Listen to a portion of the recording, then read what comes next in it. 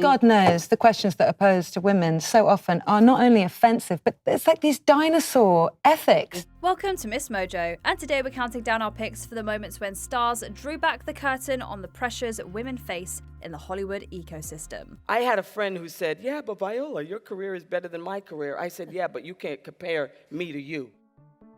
Number 10, Zoe Saldana. Turn on the TV, just read the newspaper. Like, all the CEOs are primarily males. Like, art is primarily male-driven. For years, the Emilia Perez star has been vocal about her experience in the entertainment industry. But some of her most damning and sad comments about sexism on set were recorded in a 2017 interview with Time magazine. There are a lot of things to say about being a woman on a set full of men, but Zoe Saldana singled out the loneliness that she feels. It's like, shut up. Yeah. Hey, why aren't you happy? Why can't you just be more like every girl? Like, just, why do you always have to try to be a man? And it's not even it's about not even that. trying to be a man. It's about trying to feel significant, trying to feel equal. Even if a woman is producing, Saldana says that she's seen them buddy up with the men to try and fit in. It certainly paints a bleak picture in terms of numbers, even if there are 1 or 2 women in the positions of power on a production. There are women, but the fact that we're just so scarce, is that the word? Yeah. Is it lets you know that logically there's an imbalance. So, and it has to do with trusting leadership in women. Number 9, Michelle Yeoh. She may be one of the world's most accomplished stars of martial arts films, but there was one beloved actor who refused to recognize her talents, at least at first. He was really excited, coming back to Hong Kong, going to do an action film until he found out that it was going to be this beauty queen from Malaysia. Michelle Yeoh entered the world of martial arts movies when Jackie Chan was a huge star, when women were ornamental and needed saving. But Yeoh's appearance on The Late Show with David Letterman in 1997 drew some boos from the audience when she was upfront about Chan's sexism. Is he the one that got you into this particular genre? Pardon the French there? No, actually he's a male chauvinistic pig. He always That'll sell tickets for him, won't it? No. Jackie and I are very good friends. I say this to it, to his face. Despite some of his retrograde ideas, even Yeoh admits that Chan's too scared of her fighting prowess to tell her to stay in the kitchen. He does say it. If you were to ask him, he says, only 2 women I'm afraid of. One of them is Michelle. Number 8, Mindy Kaling. I remember being terrified and silent for most of the first season. Oh, really? But if you ask any of those guys, they were like, you were not terrified and silent at all. You were expressing your opinions loudly, constantly. Although she became known for her role as the vain and serially romantic Kelly Kapoor, Mindy Kaling was also one of The Office's original writers. In fact, there was a point when she was the only woman on the writing and producing staff. I remember feeling like so left out, being like, oh, so this is the old boys club that they always tell you about, and I'm witnessing it. It was very exciting, but I was also like friendless and living in a terrible apartment on Fountain that cost like $800 a month. It was covered in mold. When it came time to submit the show for Emmy consideration, the Television Academy forced her to write an essay to prove her place among the show's producers. This was ostensibly due to the fact that there were too many producer names submitted for the awards. However, as she told Elle magazine in 2019, none of her male colleagues were forced to do the same. You know what? I thought I had hit rock bottom, but we managed to find a new sub-basement. So yeah.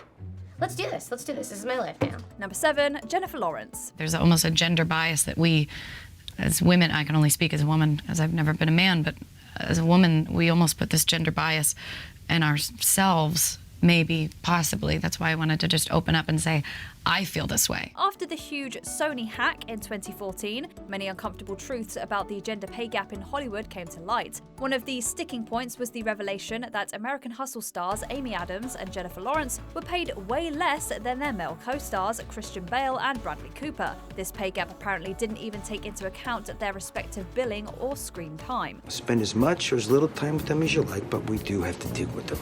All we gotta do is go say hello. We just gotta say hi. And maybe I'm not sure that's such a good idea. Lawrence penned an op-ed in response expressing her frustration. However, she would add that women are not just underpaid in the industry, but largely discouraged in many ways from negotiating and advocating for themselves. On average, women are paid 21% less than men. We can ask for the same exact thing as that men do. And we do face the reality that we do get judged more. Number 6, Rose McGowan. They gave the okay at Bun & Murray, the production company, they gave the green light to it or got it before the stories came out, and I just said something really big is going to happen. You have to trust me. The Harvey Weinstein scandal and subsequent #MeToo movement sent shockwaves through Hollywood. Actress Rose McGowan was one of the people leading the charge. Her 2018 memoir Brave and documentary miniseries Citizen Rose went in depth on her experiences in an industry rampant with predatory men and enablers. I knew others were out there, and I knew it was a lot of us. It was the progression of Cosby, Ailes. Nobody believed that it would change the world. Her approach and tone drew as much controversy as they did praise. Weinstein was not the only powerful man that she had a run-in with, when she used her voice to amplify her own story and the stories of other women who were victimized by violent misogyny. When I shaved my head, the side effect was that people could hear me for the first time. So I wanted to see if women could be heard without having to shave their heads. Number 5, Mila Kunis. I'm feeling a little overdressed, so if you maybe have something that I could change into by myself while I'm awake. The former That 70s Show star says that she's actually heard the line, "You'll never work in this town again," come out of a man's mouth. In an online essay from 2016, Mila Kunis detailed her experience with a film producer who wanted her to pose partially nude in a magazine spread. Apparently, the producer was shocked, appalled, and offended to hear her response. It was a no. You know what? You and I should stay friends. Really? No, go yourself. Writing of his fury at her refusal, she took a nuanced but empowering stance, saying the event made her more likely to stand up for herself in the future when faced with sexist treatment. The person I love most is me. I love me most. Number 4, Maggie Gyllenhaal. Sexist things would happen all the time in my life, and I kind of go, you know what, I'm fine. I don't need to unpack that. I don't need to take that apart. I'm lucky. I'm doing fine. I'm just gonna take that. And after he was elected, I went, I'm not gonna take it anymore. Once you notice how often older actors are paired with younger actresses on screen, it becomes hard to ignore. Maggie Gyllenhaal pointed out the conflicting emotions that she had when she was told that she was too old for a role playing the love interest of a 55-year-old man. She was only 37 at the time. If, for whatever reason this happens in the future, it doesn't matter what you do or what you say, you will be doing it in public, because that's the stage I'll be on. And believe me, I'm very good on a public stage. If this was just one role in one movie, maybe that would be fine. But Gyllenhaal's story got people talking about the many very real examples of actresses being cast who are years or even decades younger than their male co-stars. Does your father know that you speak this way?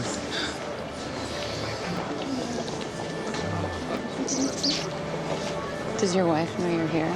Number 3, Viola Davis. Being celebrated and winning Oscars doesn't protect a woman from facing gender and racial biases. I have a career that's probably comparable to Meryl Streep, Julianne Moore, Sigourney Weaver. They all came out of Yale. They came out of Juilliard. They came out of NYU. They had the same path as me. And yet, I am nowhere near them. Not as far as money, not as far as job opportunities, nowhere close to it. In terms of the gender pay gap in Hollywood, Viola Davis was all for her white colleagues speaking out. However, she cautioned about centering the conversations on white actresses, as her experience shows that it can be even worse for women of color in the industry. What they're getting paid, which is half of what a man is getting paid, well, we get probably a tenth of what a Caucasian woman gets.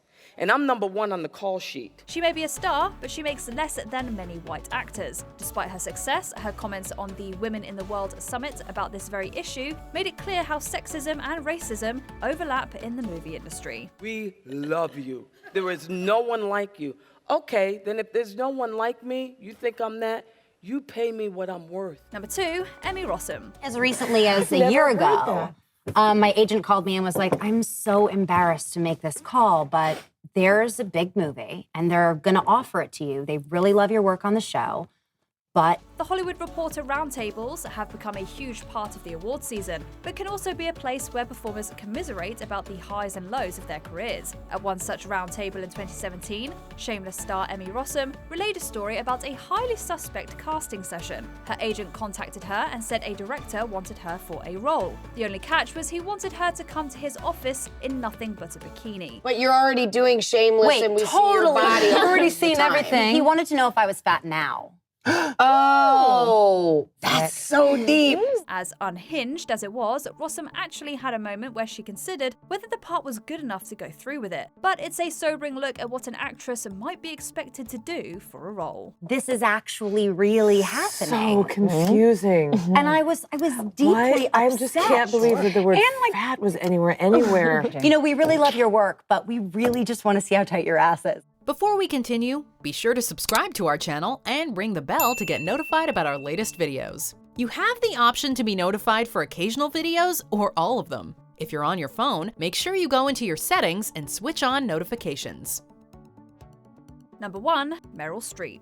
It's hard to believe an actress of her stature ever had a bad audition. However, Meryl Streep's early career audition for Dino De Laurentiis did not go well. In fact, it was a little devastating. I went up to the top of the Gulf and Western building, like the 33rd floor, and he had this amazing office that looked all over Manhattan, and he was back there. On Graham Norton, Streep retold the story of how she was scouted by De Laurentiis' son and brought to his office to audition for the 1976 remake of King Kong. Not knowing she could understand him, the mogul insulted her looks in Italian. Che brutta. You know, why do you bring me this ugly thing? Whoa. Yeah. Very sobering, you know, as a young girl. So I said to him, mi dispiace molto, you know, but I understand what you're saying. I'm sorry I'm not beautiful enough. Clearly her talent was a complete non-issue. Streep, of course, went on to become an acting powerhouse who has been a vocal proponent of gender equality in Hollywood and all over the world. It's weird that you're all men there, right? Or that there are 2 women and 9 men.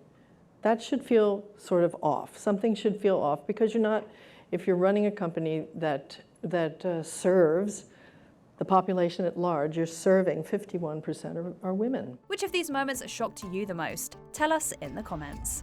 So when people ask what's next, I'm like, I don't know, we've never been here as a society. Women have never been believed, ever. Women have not been listened to. Do you agree with our picks? Check out this other recent clip from Ms. Mojo. And be sure to subscribe and ring the bell to be notified about our latest videos.